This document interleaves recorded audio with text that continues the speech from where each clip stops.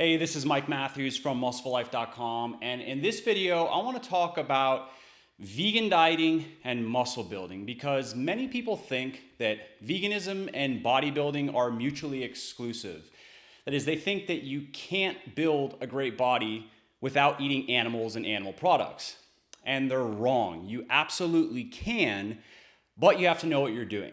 Now, one of the reasons that vegan bodybuilding and vegan muscle building kind of have a bum rap these days is it's just easier to mess up than the traditional omnivorous approach. And there are also several nutrition myths that are prevalent among vegans that make it particularly hard to build muscle effectively. So here's the bottom line. If you don't understand and address the downsides and the limitations of the vegan diet in the context of bodybuilding, you're going to be disappointed in your results. If you do though, and if you plan and adjust accordingly, then you'll have no problem building muscle, losing fat, and getting strong on a vegan diet. And that's exactly what I'm going to break down in this video. So let's start this discussion with protein intake. Dozens and dozens of well-designed and well-executed studies have proven beyond the shadow of a doubt that a high-protein diet is superior to a low-protein one for building muscle and losing fat. Now, in terms of an exact amount, research shows that optimal protein intake for bodybuilding is between 0.8 grams and 1.2 grams per pound of body weight per day.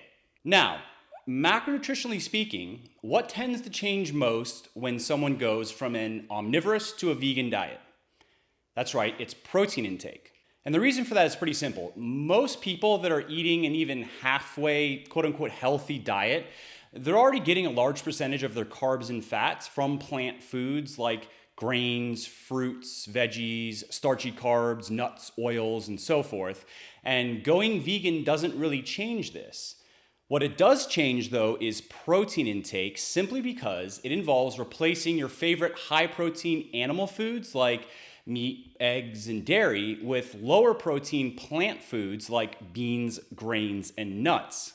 Now, protein quality is affected here too because most animal proteins are particularly well suited to muscle building, whereas many plant proteins aren't. And we'll talk a little bit more about that in a minute.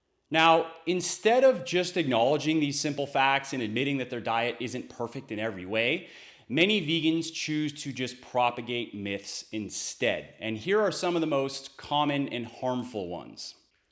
1, you don't need much protein to maximize muscle growth.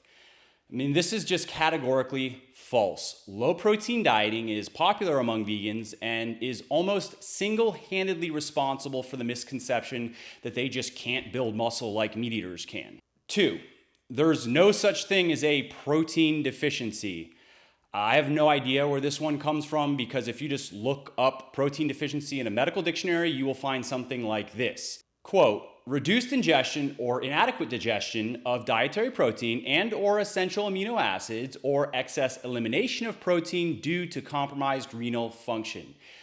Yes, you absolutely can develop a protein deficiency if you don't eat enough protein. It's pretty black and white. 3, all or most vegetables are a great source of protein.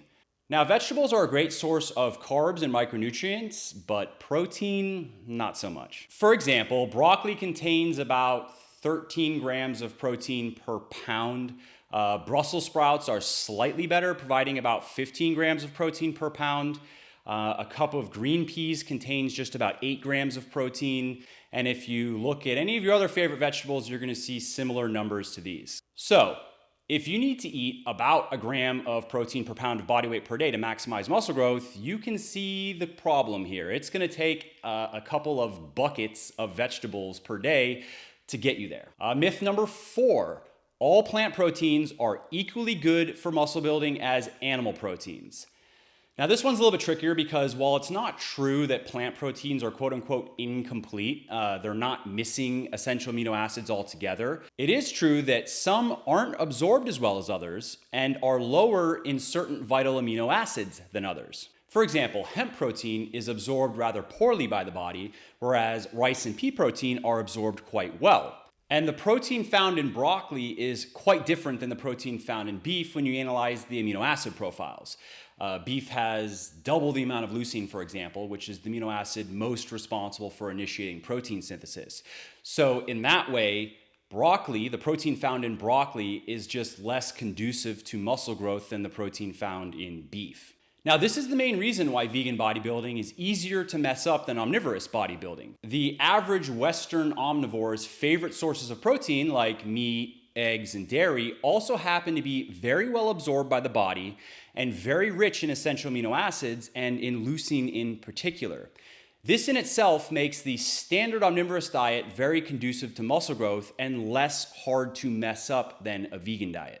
And based on my experience speaking with hundreds of people that have had trouble building muscle on a vegan diet, I've found that the average vegan eats too little high-quality protein to gain muscle efficiently. This makes it much harder to gain muscle as a vegan than it should be. Okay, so now let's talk about how to get it right.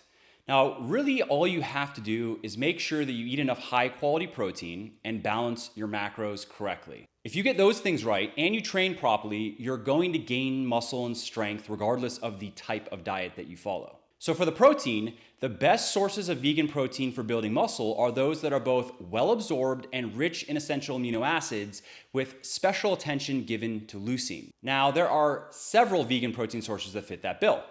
You have grains like wheat, rice, and oats. You have vegetables and legumes like peas, beans, and potato. You have nuts like almonds, peanuts, walnuts, and pistachios. And you have seeds like quinoa and buckwheat. Now, there are other seeds, of course, but unfortunately, most of them are just poorly digested unless they're ground up into a flour. Now, if you get the majority of your protein every day from high-quality sources like those, then you're going to have no trouble building muscle. I mean, that's assuming you're doing the other things right that you have to do, like proper training and managing your calories properly. Now, you've probably noticed that I left soy off that list, and I do recommend that you generally stay away from it, but that's another video. If you really want to have soy or have to for some reason, then I would say try to keep it to 30 or 40 grams per day or less. I would also recommend that you look into a good vegan protein powder because while you don't need it, it makes it very easy to hit your daily protein intake while keeping your macros relatively balanced. Which brings me to my next point. As far as macros go, the standard diet that I recommend for bodybuilding looks like this. About 1 gram of protein per pound of body weight per day. This can be slightly lower when you're maintaining and bulking and slightly higher when you're cutting.